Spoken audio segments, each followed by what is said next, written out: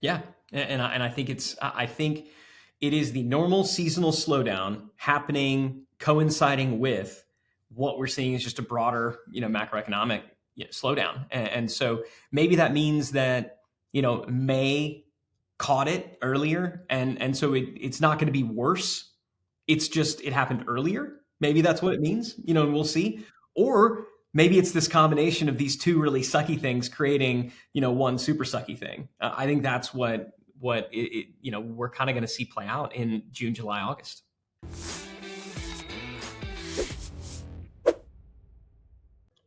Hey everybody, welcome to another episode of Business Lunch with your hosts, my business partner and friend Ryan Dice. Ryan, how you doing today?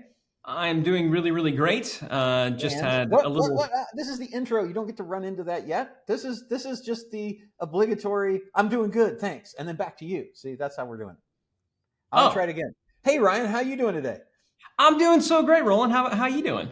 Fantastic. I'm good, and I am your host, Roland Frazier. So it's good to see you guys here with us. See, that worked really well, right? Then I get to introduce you first, so that it's not like I'm introducing myself all the time. And anyway, you guys get it. But we're happy to be here and happy that you are here with us. But in the less than ideal happiness. We have been discussing amongst ourselves and with lots of folks that we know that there seems to be a bit of a downturn in business right now. Ryan, you wanna elaborate on that? Yeah, I mean, it seems like I believe what we're looking at right now, and I'm hearing this across the board, B2B, B2C. There's a slowdown. If you look at kind of the general macro economic reports. It's one of these things where everybody's like, oh yeah, it looks like the rate of inflation is slowing. And I think that's interesting. Inflation itself isn't going down. The rate of inflationary growth is slowing down. So inflation is still up a bit. It's just not up as fast. But kind of in similarly less good news, it seems like sales overall are dipping. You've got major enterprises, companies that are missing sales reports or recording lower sales reports. I think for the first time in the history of the company's sales force is putting out to the street that they're going to grow less than 10%, which that kind of caused them to fall off like 20% in the value of that company. Tesla laid off 500 people from their battery division. Yeah, you got it's kind of scarily. OpenAI laid off their entire let's watch out for AI taking over the world division. I mean, did they? Did the AI lay those people off? Who knows, right? You don't need that. Yeah, and it's funny you mentioned AI because I'm hearing some people say that is a reason that some of these layoffs are happening. They don't need as many people. I mean, I think what you're seeing is consumers and businesses, because debt is so much more expensive, because credit was run up so much, they're just frankly out of liquidity. They're out of capital. They're out of the ability to spend.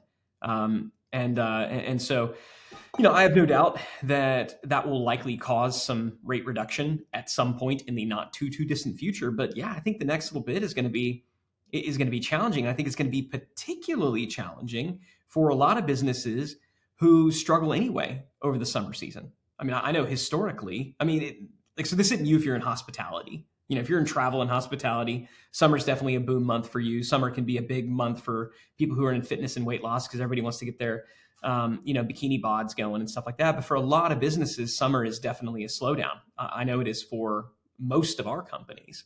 And so, yeah, to see a broad slowdown matched and with generally that's just availability to buy, right? Because most people who have kids are taking vacations in the summer, and so people aren't thinking about spending on things during those months, or they're directing their dollars more toward their euros or whatever towards more entertainment and vacation and family focused things than they are to other things. So they put those off until the fall, and the fall usually is a significant pickup for the last quarter and a month of the year. But this is a little different. It's way early, I think, right? May is when we're having, we're seeing May financials now. We're recording this in June. And those numbers seem across the board to have come in light, pretty significantly light year over year with most of the folks that we've talked with, right? Yeah, and I think I think it is the normal seasonal slowdown happening, coinciding with what we're seeing is just a broader, macroeconomic, slowdown, and so maybe that means that May caught it earlier, and so it's not going to be worse.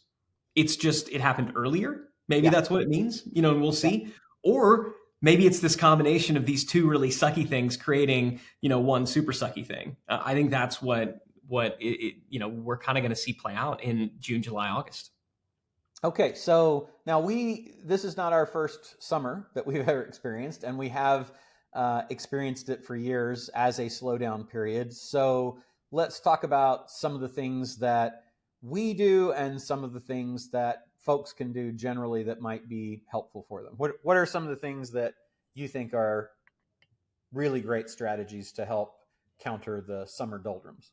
So if you're B2B, or even if you're B2C, giving somebody an opportunity to make a decision today that they will act on in the future is one good strategy. So an example of that would be if you have an event or something like that in the fall, and it could be a live event or an in-person event or a virtual one, giving somebody the opportunity to make that investment now with some kind of a discount or some extra bonus. So there needs to be a reason that they would make the investment before they technically need to.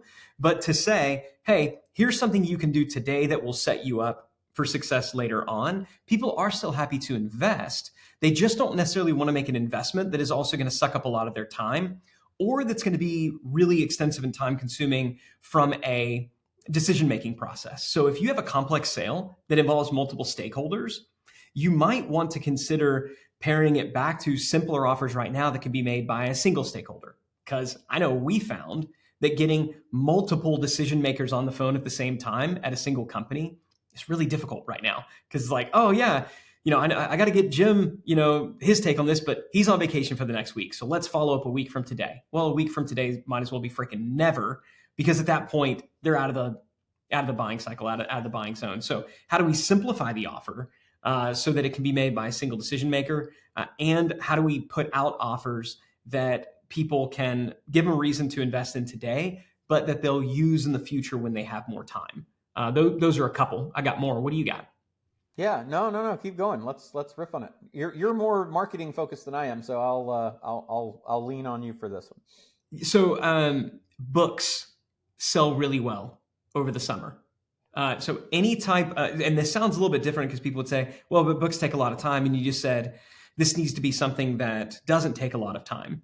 But during the summer, people are looking for more passive, casual forms of consumption. So if you're the type of business that books are an aspect of your marketing strategy, I would definitely be doubling down right now and doing book offers. And I would lean into the fact that, hey, here's a book for you to read on the beach on that next vacation. Go ahead and acknowledge the season that we're in, and give them a reason in light of the season to make that particular investment. So books can be a great offer. Also, acknowledging where things are today, but using it as the reason to make the investment. So I'll give you an example. One of our businesses, the Scalable Company, we help businesses upgrade their internal operations, their operating system, really so that the founder, the entrepreneur, the CEO can get out of the day to day, focus on the higher leverage, maybe even exit one day. Now, the actual process of getting that done is fairly time consuming. It does require a decent bit of work and effort from the team. Now, we take a lot of that work off in the one-on-one nature of the service offering, but it does still require time. It just does. So what we're saying is use this time, use this season when things would normally slow down anyway, to really optimize your systems to get things dialed in so that when we come in to the last couple of quarters of the year, you're really sprinting into the end of the year when it's your high season. So the reason, anytime you can take the reason that somebody would not buy, and I would think about that. What are the reasons? And if you have any type of sales, if you have a sales team, they're probably collecting these reasons and they don't want to be, but collect all the reasons that people have for not buying now that are seasonal in nature and invert them. make the reason people would not buy the reason that they should buy. It might take some creative messaging. It might, require adding some bonuses and things like that. But if you can invert the reason that somebody would not buy, you give your sales team and your marketing team some really great ammunition. That sounds kind of, violent, but the next time they hear that objection, if they can say, oh yeah, I totally hear you, and I hear why that would be a logical reason to not do it. Are you open to why, based on what you just said, now might also actually be the best time to do it? If you can get them to agree that, yeah, they're at least open to the idea, and you present that reason, because they're acknowledging that that is their reality. If you can flip their reason to not do it as a reason to, you don't have to argue with them about, well, what is the reality? They've given you their reality.